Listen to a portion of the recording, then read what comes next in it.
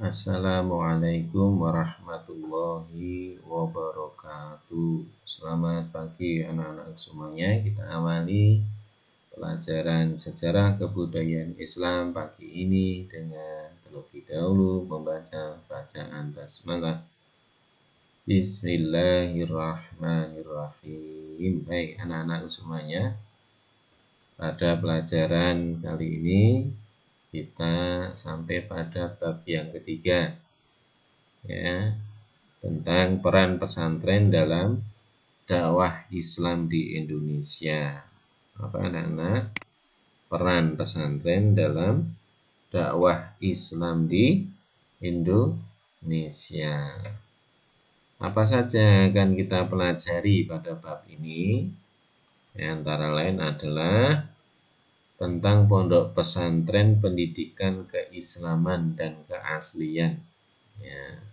Kemudian pendidikan pesantren sebagai sarana dakwah, pesantren sebagai pencetak para dai, kemudian berbagai pesantren di wilayah Indonesia, ya. Pesantren di Jawa, Sumatera, Kalimantan, dan Sulawesi. Nah, nanti mari kita ketahui sedikit demi sedikit, ya, pesantren ini. Mari kita amati terlebih dahulu anak-anak. Pernahkah kalian melihat gambar seperti ini di dunia nyata?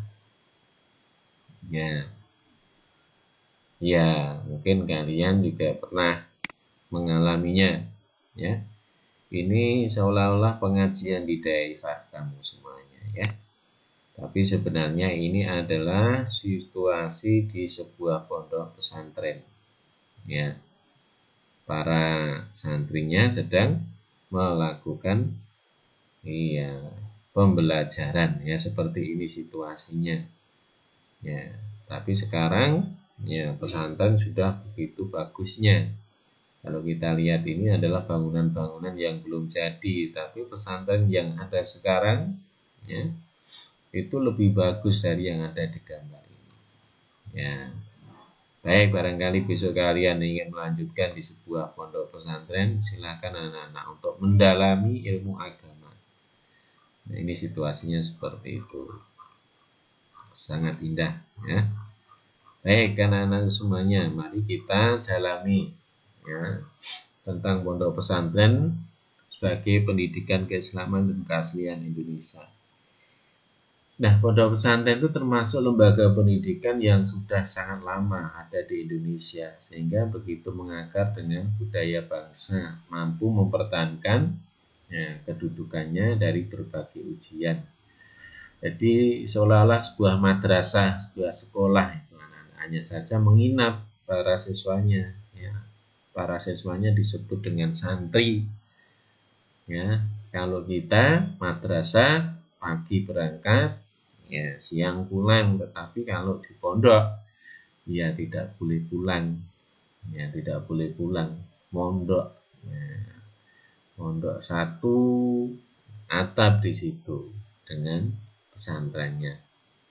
Nah, pesantren itu memiliki tata nilai yang akhirnya dapat membentuk sistem pendidikan, mampu menyerap nilai-nilai pendidikan lama yang telah ada dan membudaya sekaligus berkembang mengikuti kemajuan ilmu, pengetahuan, dan teknologi.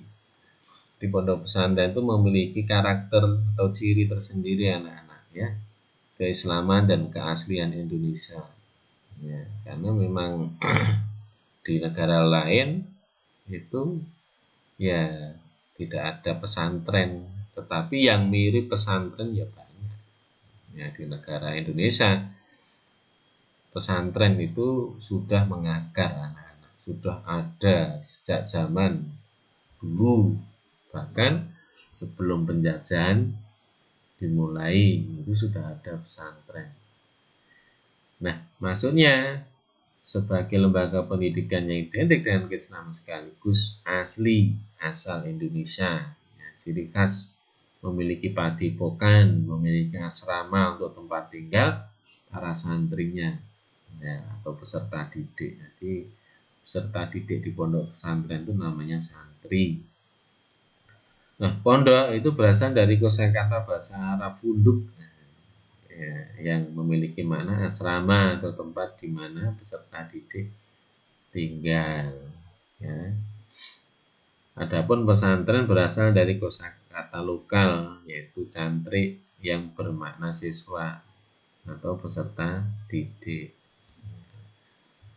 Jadi pesantren itu artinya peserta didik, pondok itu hunduk, asrama. Jadi kalau pondok pesantren peserta didik berasrama atau tinggal di asrama. Dengan demikian pondok pesantren merupakan perpaduan kosakata bahasa Arab dan lokal. Nah, itu ya anak-anak ya. Nah, sekarang mari kita lihat pendidikan pesantren itu sebagai sarana dakwah. Ya. Pendidikan pondok pesantren itu merupakan serangkaian proses belajar mengajar berasrama berlangsung selama 24 jam. Dengan tujuan apa? Menyiapkan secara sadar peranan peserta didik di masa yang akan datang. Dan kalau kalian belajar di madrasah, berapa jam anak-anak? Mulai jam 7 sampai dengan jam setengah 3. Berapa jam ya? Ya. Berapa jam? 7 jam ya. Tapi kalau di pondok pesantren 24 jam. Nah, menurut Agus Sunyoto dalam buku Atlas Wali Songo, ya, usaha dakwah Islam yang dijalankan Wali Songo itu melalui pendidikan mengalami proses akulturasi dengan budaya dan agama sebelumnya. Ya, jadi pola dakwah tersebut adalah melalui pengembangan model dukuh yang semula merupakan lembaga pendidikan agama Hindu dan Buddha, serta padepokan yang merupakan lembaga kapitayan. Nah, sebuah pondok pesantren itu mempunyai komponen pokok yang menjadi ciri khas tersendiri, pertama kiai. Ya. Punya kiai, kalau di madrasah punya ustadz, guru. Sebagai komponen sentral dalam suatu pesantren itu namanya kiai. Kedua, santri. Nah, di madrasah namanya siswa, peserta didik. Ya. Ketiga, masjid, musola. Ya, sarana fisik sebagai tempat ibadah, madrasah kita juga punya. Yang keempat, pondok atau asrama, sarana fisik sebagai tempat tinggal para santri. Ya, di madrasah karena tidak digunakan untuk mondok, ya untuk nginap ya tidak ada selamanya. Tapi di madrasah yang memadukan madrasah dan pesantren, ya full day itu biasanya ada asramanya. Kelima, kitab kuning. Ya, materi pokok dalam kurikulum pendidikan pesantren kitab kuning itu yang dimaksud adalah buku yang berbahasa Arab. Ya, buku yang berbahasa Arab, orang nyebut kitab kuning. Ya. Keenam, itu metode pengajaran sorogan, bandongan, dan al-ijnul ijazah, serta model pembelajaran utawi iki iku, ya, itu model pembelajaran di pesantren seperti itu ya. Ada 6 karakter atau ciri ya sebuah pondok pesantren itu ya. Nah, biasanya seorang anak kiai itu sangat dihormati oleh para santri dan masyarakat sekitar dengan panggilan Gus ya.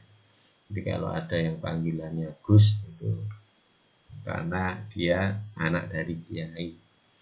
Nah, Gus itu artinya bagus. Nah, dalam bahasa simbol pesantren ya, status kiai bisa diperoleh atau terjadi karena karomah. Ya, karomah karena suatu kemuliaan dari Allah dan barokah, suatu kebaikan rohani. Nah, itu ya. Nah, status kiai dapat pula diperoleh melalui nasab garis keturunan. Ya. Dan ya, sebutan kiai itu bukan hanya untuk orang saja, ya. Orang saja. Ada sebutan kiai selamat, ya. Kiai mudro, kiai lagi gitu ya. Ya. Maksudnya adalah yang dituakan atau sesuatu yang dituakan. Ya, sebuah istilah yang menjadi sebutan. Nah, istilah santri pada dasarnya muncul bersamaan dengan berdirinya pesantren di Indonesia. Ya. Santri yang dikenal sebagai penghuni pesantren bisa dikaji tentu tidak akan lepas dari figur seorang kiai yang membentuk kepribadian dan karakternya. Oke. Nah, sekarang pesantren sebagai pencetak para dai. Nah, anak-anak, ya, pesantren itu selain sebagai sarana dakwah juga memiliki peran lain, yaitu pencetak para pendakwahnya atau disebut dengan dai. Juru dakwah itu namanya dai. Nah, sebagian besar dai di Indonesia adalah lulusan pesantren. Para dai lulusan pesantren turut serta menyebarkan ajaran-ajaran Islam dengan berbagai cara. Ya, sebagian dari mereka menyebarkan jasa melalui media sosial, ya, berceramah dari panggung ke panggung, dari masjid ke masjid, ya, dari mal ke mal, gitu, ya. Cara lain yang dilakukan oleh para dai untuk menyebarkan ajaran Islam itu adalah mendirikan pesantren, sehingga banyak pesantren yang tersebar di seluruh wilayah Indonesia dengan santri yang banyak, dengan murid, dengan peserta didik yang banyak. Nah, pendidikan pesantren di berbagai wilayah di Indonesia, ya, berdasarkan data dari Pusat Penelitian dan Pengembangan Pendidikan Agama dan Keagamaan serta Badan Litbang Diklat Kementerian Agama, ya, tahun 2006 tidak kurang dari 14.067 buah pondok pesantren, ya, tersebar luas di Indonesia. Ini menunjukkan bahwa pondok pesantren itu secara jumlah mampu berkembang dan tetap menjadi kebutuhan bangsa Indonesia, ya. Persebaran pondok pesantren terbanyak berada di Pulau Jawa, kemudian Sumatera, Kalimantan, dan Sulawesi. Nah, mari kita lihat profilnya. Nah, profil ringkas pondok-pondok pesantren yang ada di Jawa, Sumatera, Kalimantan, Sulawesi. Nah, sekarang mari kita lihat pondok pesantren Tegal Sari Jedes, Ponorogo, Jawa Timur. Ya, ini di Jawa Timur. Pesantren Tegal Sari didirikan oleh Kyai Ageng Hasan Basari abad ke-18, ya. Punya ribuan santri yang tersebar di seluruh Indonesia. Ya, sekian banyak santrinya yang terkenal adalah Pakubuwono II, merupakan penguasa kerajaan Kartasura. Kemudian Raden Ngabei Ronggowarsito, ya, seorang pujangga Jawa. Ronggowarsito ini meninggal di Palar, Trucuk, Klaten situ, anak-anak, ya. Makamnya ada di sana. Serta tokoh pergerakan nasional Hos Cokro Aminoto. Ini semuanya adalah alumni dari pesantren Tegal Sari, ya, di Jawa Timur sana. Kemudian pesantren Al-Hamdaniyah, ya, didirikan oleh Kyai Haji Hamdani tahun 1787. Sudah lahir belum kalian? Pak Guru saja belum. Nah, lokasi pesantren terletak di Desa Siwalan, Panji, ya, Buduran, Sidoarjo, Jawa Timur. Pondok ini memiliki bentuk bangunan yang masih asli unik. Ya, pondok pesantren ini telah banyak melahirkan ulama-ulama terkemuka. Antara lain nanti adalah Kyai Haji Hasyim Asy'ari sebagai pendiri Nahdlatul Ulama. Kemudian yang ketiga, pondok pesantren Sidogiri, berdiri tahun 1718. Pendirinya adalah Sayyid Sulaiman. Nah, itu ya, Sayyid Sulaiman. Ini berada di Pasuruan, Jawa Timur. Oke. Baik, berikutnya adalah pondok pesantren Darul Ulum Banyuanyar. Ya, didirikan oleh Kyai Isbat bin Ishaq tahun 1787. Ya, ini Kyai Isbat bin Ishaq ini terkenal sangat karismatik, zuhud, tawadhu, arifnya. Ya, nah, di pondok inilah Kyai Isbat mengasuh para santrinya dengan penuh istiqomah dan kesabaran. Padahal sarana dan fasilitas yang ada ketika itu tentunya jauh dari kecukupan dan memadai. Kemudian Pondok Tremas didirikan oleh Kiai Haji Abdul Manan tahun 1830. Itu ya, setelah menyelesaikan masa belajarnya di Pondok Tegalsari Ponorogo. Awalnya pondok ini berada di daerah Semanten. Nah, ini sekitar 2 km arah utara kota Pacitan. Kemudian Pondok Pesantren Al-Huda. Ya, pesantren ini dirintis tahun 1801 oleh Kiai Haji Abdurrahman. Ya, luas tanahnya 3.650 meter persegi, sangat luas anak-anak. Berada di mana ini? Kelurahan Kebumen. Ya, ini tatkala meletus agresi militer Belanda pertama, Kiai dan para santri ini serta para pejuang di Kebumen berjuang melawan tentara Belanda ini. Ya. Begitu pula ketika PKI ya, tahun 60-an kembali membangkitkan suasana perjuangan di kalangan santri dan Kiai melawan para PKI. Nah, Pondok Pesantren Buntet, ya, pesantren ini didirikan oleh Mbah atau Kiai Mukoyim. Ya, beliau merupakan putra dari Kiai Abdul Hadi. Nah, ini merupakan keturunan bangsawan dari Kesultanan Cirebon. Berikutnya adalah Pondok Pesantren Subulus Salam Sayur Mainca, ya, berada di desa Sayur Mainca, Kota Nopan, Mandailing Natal, Sumatera Utara. Nah, pada tahun 1949 pesantren ini kembali dibuka sebagai lembaga pendidikan oleh Haji Fahrudin Arjun Lubis.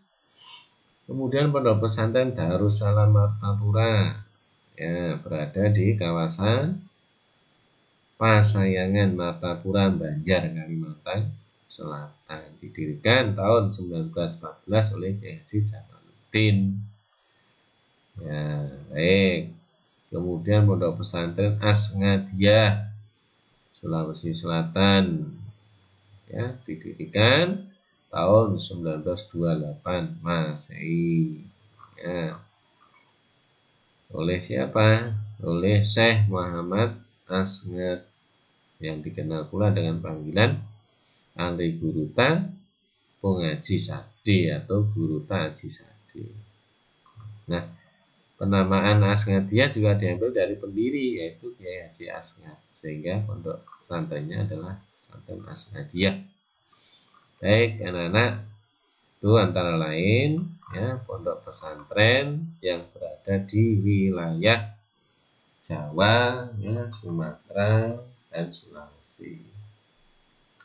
Silakan diulang-ulang lagi ya video pembelajaran ini. Mari kita akhiri dengan bacaan hamdalah. Alhamdulillahirabbil alamin. Assalamualaikum warahmatullahi wabarakatuh.